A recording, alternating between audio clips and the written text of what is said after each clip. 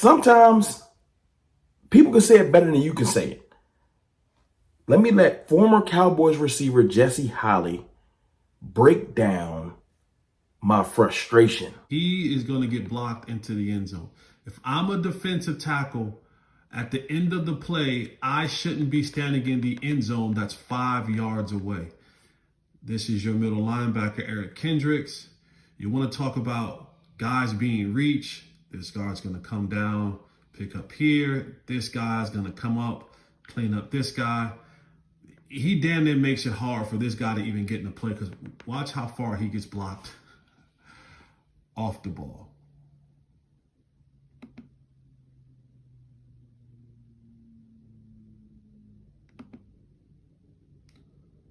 I don't want guys, when the ball started on the, where we at here? When the ball started on the 5 yard line, this is Alvin Kamara, okay? The ball started on the 5 yard line. Okay, now we can talk about this holding right here. I'm 100% with you. But I don't want guys blocked. Look what my defensive tackle is at. Look what my defensive tackle is at. And this is a single block. Single block. I don't want my guys' feet in the end zone at the end of this play. What's good, people? Listen, no intro. Just wanted you to see that video from Jesse Holley, and I want to talk about it. I want to talk to y'all. Before I get into this diatribe, let me give a thank you and a shout out to the channel sponsor, BetUS, where the game begins. Listen, if you're into sports betting and you want the best sports betting app and experience, check out BetUS. Now let's talk about our sorry Cowboys. Because sometimes, look, man, I'm going to be delving into the film. Not in the same way you might get it from my brother Jay Tuck.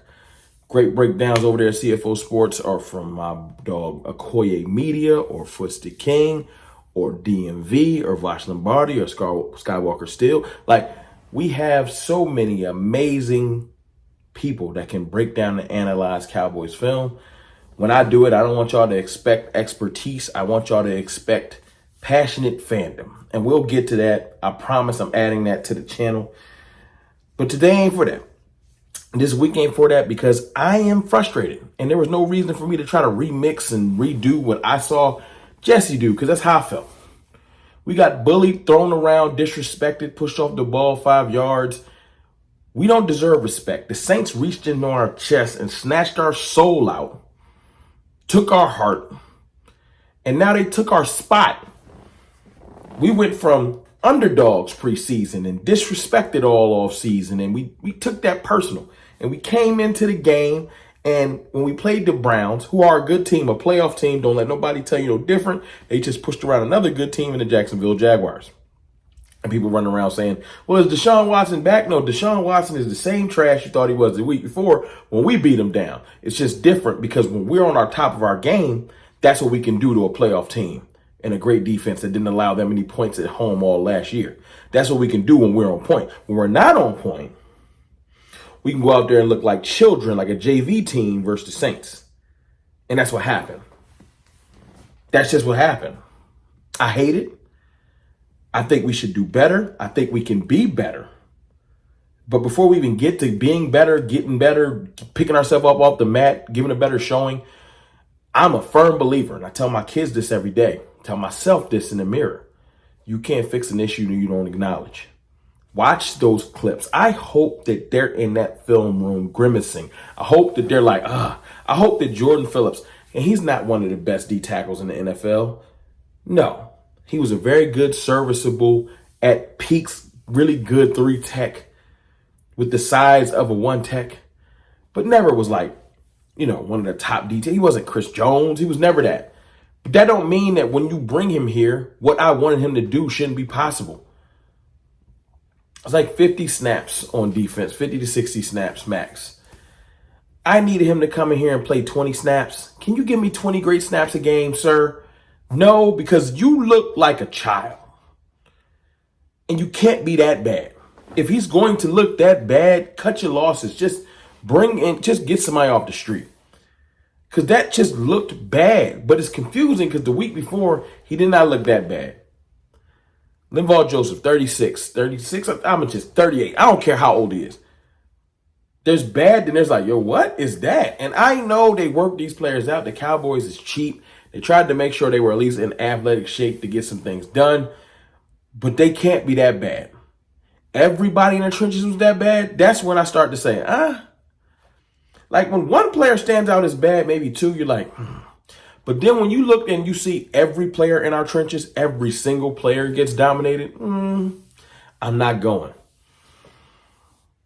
It almost seems like every player got dominated on both sides of the ball. Yes, I'm including Zach Martin and Tyler Smith.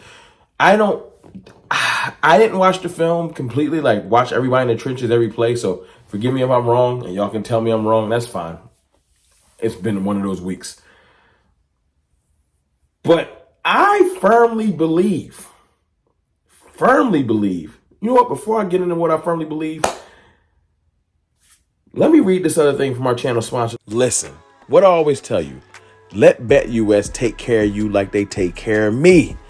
They're running a brand new campaign, 150% on your first 3 deposits, up to $2,000. Just use promo code YouTube150 and they will take care of all of your betting needs. I've already showed you how easy their website is. Just go to the website, set up a profile, somebody gonna call you and take care of you. Trust me. What I firmly believe, and this is where, listen, logic has to come in. We did not take the Saints seriously. And I know I spent earlier this week a little aggravated, a little befuddled that someone in my comments said, Rome, this is your fault. If my voice is loud enough to sway the entire Cowboys team, first of all, that's flavor. I didn't even know I was on that level. But I get it. Too much cocky bravado. I get it. I'm not going to change. I'm going to remain cocky and brag about my team when it's warranted. Right now, it ain't no bragging time. Right now, it's take your medicine. This is medicine week. This is, hey, get your elderberry out. Look, because we look sick. But my point is, we ain't all that bad. D-Law, Micah Parsons, Oso Digizua. Those 3 players right there. There you got a at least above average, I feel like, lead D tackle, 3 tech, I think. I ain't saying great Pro Bowler, but above average. Osa is great to me. I feel like he can play. When he's playing at his peak, Osa's a really good player. Let's just say really good. You got a generational player in Micah Parsons when he's at his peak. And you got a solid Pro Bowl level veteran at his peak. That's our 3 starting defensive linemen. Then you got other players you should be able to rotate. Whether that's Jordan Phillips, Linval Joseph, Mozzie Smith. That's 3 other D tackles. Excuse me. Between those 3 players, adding in Osa, those 4 defensive tackles should be serviceable enough because you're not going to be perfect across the board on no team. You're going to have a hole somewhere. In our entire hole of our defense, I feel like our biggest hole is that other D tackle outside of Osa on most plays. I feel like on the most important downs, Osa should be on the field. And if it's Jordan Phillips that draws that card, if Mozzie Smith steps up, old man Linval Joseph should be just run down. So between Phillips and Mozzie, y'all fight it out to the death. Figure it out. But that's our biggest hole in our defense to me. But the way we looked, everybody looked bad. Maris did not look ready. Poor angles, poor decisions, not shedding blocks properly. Damone Clark just looked like he was uninterested in being physical. He just looked terrible. Trayvon Diggs, like he was playing more about personal than focused on his craft because he was ready to take on blocks and make tackles. But this whole Chris Olave thing, he make a catch or 2. I think Trayvon was playing more with a chip on his shoulder. He was angry. Donovan Smith getting burnt. Malik Hooker looking slow. Like everybody just looked that bad. And either I was completely wrong about everybody on this roster. This is what it comes down to. Or our players just got to dig deep. And that's what this video is about today. Dig deep, figure something out. I don't want to play this game no more. Offensively, man, is Jalen Tolbert going to be good or not? I'm not fake binging him up no more. He got to figure it out. He done switched his jersey and put on number 1 and threw a visor on. He want to look cool. Play better. Jalen Brooks, you can't fall down. You want your opportunity? I got on Hunter Lipke all off season. I got on Rico Dowdle all off season.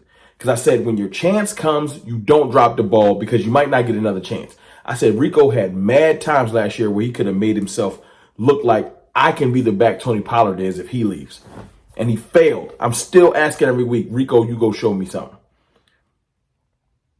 Hunter Lipke had a chance last year in the Miami game. There was a chance to elevate and be like, yo, Hunter might got something. And he fumbled. I don't care about how the snap was handed to him. Figure it out. Jalen Brooks, that was your moment. The game was hinging. We looked like we can move and do something. It was 21, I think, to 16, if I'm not mistaken. 28 to 16. 28 to 16. We get a score there. It could be 28 to 19. Like, we could have really did something there. Right? 28 to 16. And you trip, fumble. You trip, stumble. Dak lets the ball go thinking you're going to come out your break. Interception. And it's Dak's fault because he's a quarterback. You got to wear that. But my point is, that was your chance. So no more excuses. Now I want to see Ryan Flournoy. I want to elevate Dalvin Cook. And I'm going to do a whole video about this because I feel like we got to see something. Deuce ain't it. Zeke ain't it unless it's situational. Rico ain't it unless it's a couple. I ain't impressed with the running game. Run blocking. Everybody look bad. Everybody. And I'm just like, what are y'all going to do? Now, I'm not going to complain no more after the day. We're going to focus on solutions. But I just needed to get this off my chest one more time. Which Cowboys are we? Which Cowboys are we? What are we going to do? We got to pick a lane.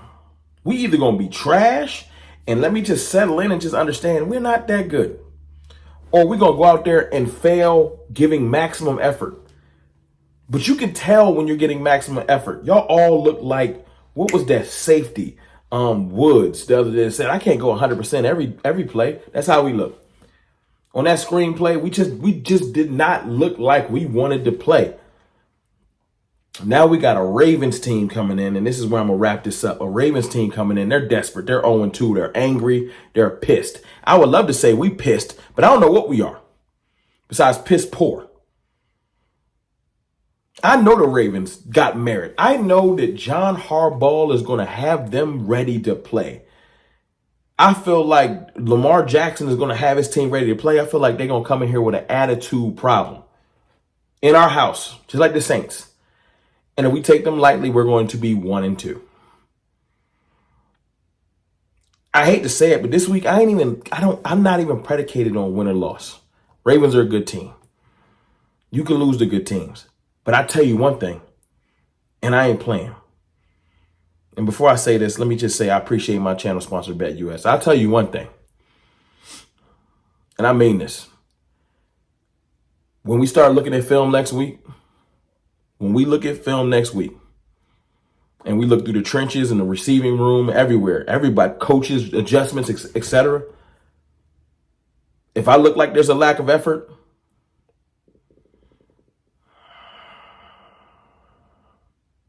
it's going to be a problem.